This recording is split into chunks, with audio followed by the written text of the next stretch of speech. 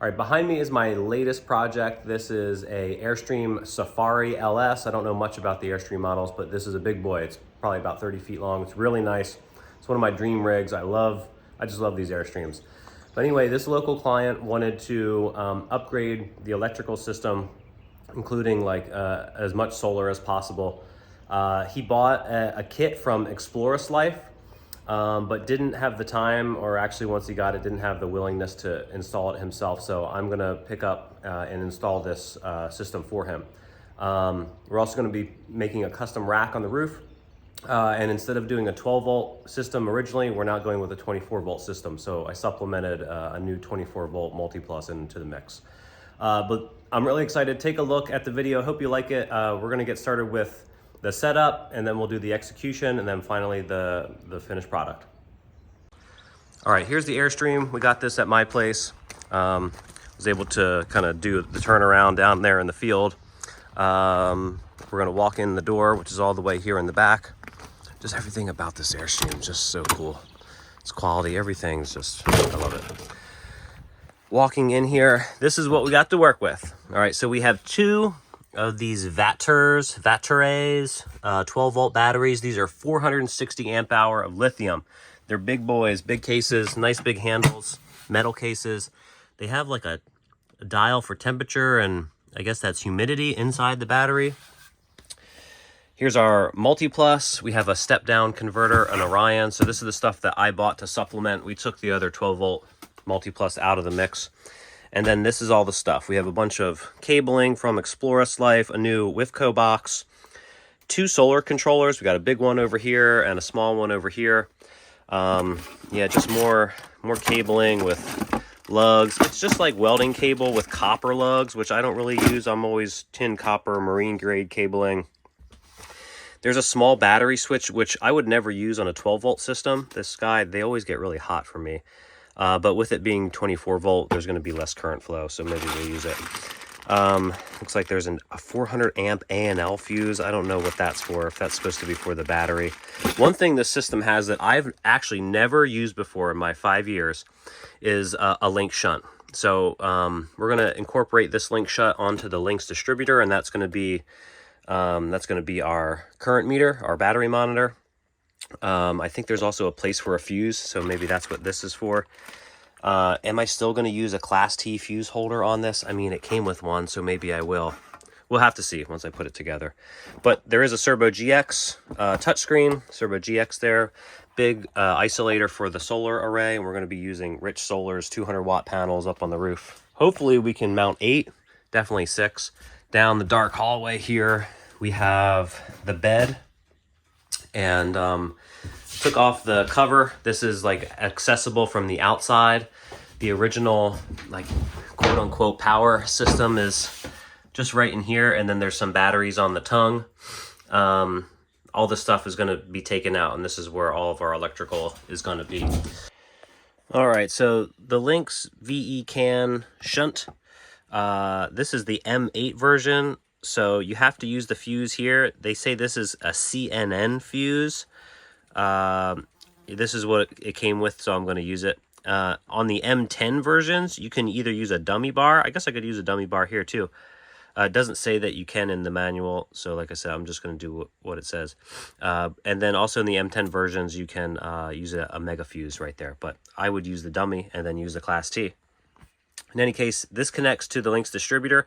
Then this will connect to the Servo via the VE CAN port, and we'll use the CAN terminators on the ports we're not using. That way the Servo will read the monitoring of the current flow. It will also tell you, with probably these two sense cables here, if the fuse is blown. Then it will also give you some readout of the Lynx distributor. All right, here we are on the front compartment of this Airstream. Let me take a step back. Here's the Airstream, nice and beautiful. I really love these things. There's our solar array up there. We have 4 200 watt Rich Solar mega panels right in a row on a custom Unistrut mount and racking system that I'll show you then. But first things first, when I started this project was I removed the lead acid batteries, and now we just have, a place to store some firewood or put something stinky. Inside here under the bed, I have this panel removed. I spent most of the time installing on my stomach with my arms reaching into this cavity. We have the two Victron batteries run in series, and I followed the manufacturer's instructions, charging them up individually on a 12-volt charger, and then running them in parallel to let them kind of equalize, and then connecting them in series. And that's what I did here. Massive batteries with a metal case. We have a Class T fuse protecting the circuit, and this is just 1/0 cable. Runs over here to our Link shunt. This is actually the first time I ever used a Link shunt, and that's because, you know, somebody else purchased all of this stuff. The Link shunt works with the Link's distributor, and then it also works with the Servo GX. So at our GX touchscreen, we can see things, you know, like what's going on with the distributor. Why is there a red light? Is the fuse in the Link shunt blown? And then also current flow and voltage and all of that. This is a 3000 VA 24-volt multiplus lying on its back, and that's where we started with the 1/0 cabling. That's what they call for in the manual, and this being our biggest appliance, that's what we set the standard for here. Our power goes into a switch here. I don't usually use these, what are they, the 6000 series Blue Sea switches on my systems, but with it being a 24-volt and the current being low, I opted to just use what the client had. Negative comes in, that's where our current is monitored in the shunt. Then it goes out to our distributor, which has the MPPT as our solar charger, our inverter charger, and then behind this little false wall that I built here on the other side, and we'll take a look at that from the top, is a, let's see if we can poke our head in there. It's an Orion, a 70 amp Orion converter. So it converts from 24 volt to 12 volt, and that's how we run the rest of our 12 volt appliances. This solar charge controller is enough for the 1600 watts of paneling on the roof. We have 4 in series, 2 banks of 4 in series, and then they're run in parallel. I also have this cooling fan over here installed. This is an AC Infinity. This is like an audio enclosure cooling fan. It's really nice, very easy to install. We have a thermostat that you can set for 96 degrees. Also a little fan speed controller here. And then I have my temp sensor run all the way over there, right above the solar charge controller and kind of at the top of the inverter charger. So as heat rises, it's going to tell that temp sensor, or the temp sensor is going to sense the heat, and then it's going to turn on this exhaust fan. It's going to exhaust everything out. Now the inlet for this cavity is actually behind the MPPT. I cut a big hole, like a 4-inch hole behind the cooling fins of the MPPT. So when it gets hot, it's going to pull the hot air through the MPPT, cooling that thing down faster and then exhausting it over here. I really like how that turned out. Let's go inside and look at the other mods. Our solar comes in over here in this cavity down into a PV isolator switch. And then kind of down through there. This is a new WIFCO box that I installed, and all of our cabling for our inverter and our solar comes through there along here into the cabinet. So right here is where I got the GX Touch mounted. This is on the bathroom wall. There's actually a stack, 1.5-inch ABS pipe for a vent for the undermount tanks. And so our wires run behind this wall in that cavity. Then they run out under the cabinet in the bathroom and along the wall there. Now this GX touchscreen, it only is showing you information from the Victron components. The batteries don't talk to the system at all because they're a different brand, and they don't have a controlling BMS. So each component, like the inverter and the solar charge controller, are all programmed for lithium charging profile. So we're seeing 342 watts from the 1600 watts on the roof. It's a very cloudy day here in PA. Our inverter charger is currently off, but we can easily turn that one on. Heard a click. Now we're inverting. We would see power from the shore connection coming in through here. Those are all of our AC loads. So if we turn on like the AC unit, we would see that there. Then these are all of our DC loads here.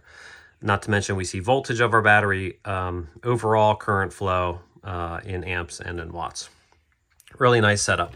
Anyway, let's take a look on the roof at this custom solar array and mounting system, and I hope you really like it. I'll have links in the description for all the products that I used to put that together, because I think it came out pretty nice, pretty cheap considering, and simple and low profile. All right, up here is our solar array. It consists of 8 200-watt mega rich solar panels. They're the Onyx version, so they're all black, which looks really nice. And they're mounted on 14 gauge Unistrut, aluminum Unistrut, right? This is like the short version. It's 13/16 tall and 1 5/8 wide, which is the standard width.